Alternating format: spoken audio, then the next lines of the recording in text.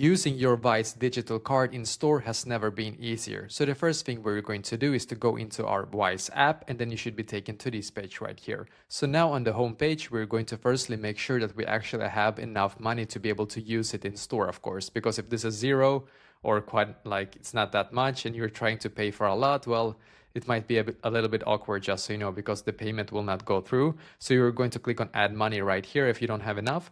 And then you're going to select the currency you want to be able to use. So I'm just going to take this one, the Swedish crowns. And you're going to also click where it says paying with. And you're going to, of course, write exactly what kind of payment you want to be able to use. So for me, I just have my card here and then the total fees. And then we can just click on continue. So now when it's done, you have added your money into your card or into your account rather. Then we can just click where it says cards right here. So click on cards and now you should be taken to this page. If you don't already have a digital card on Wise, then I will just click right here where it says order a card. And then you can just select digital. So get it instantly. It's free. As you can see, the process to get it is really, really quick, just so you know. So now when you have it, you should go back into the cards tab and you can see it right here.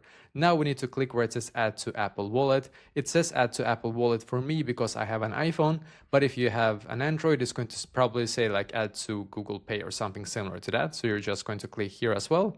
Now we can just click on next here.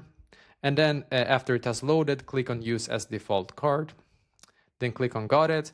And now on, especially on my phone, I have to actually click on this like power button right here 2 times and I will be taken straight to my Wise digital card right here. So I have another, as you can see, Revolut as well. So if you have more than one, just click on Wise to be able to get it up here, as you can see, and then it will say hold near reader. So that means that you can actually now hold it near a reader, like a payment reader, to be able to use it. I also have a video where I went into the store and I used my Wise digital card, and the video I'm going to show you, and it's going to clarify exactly what you need to do. Okay.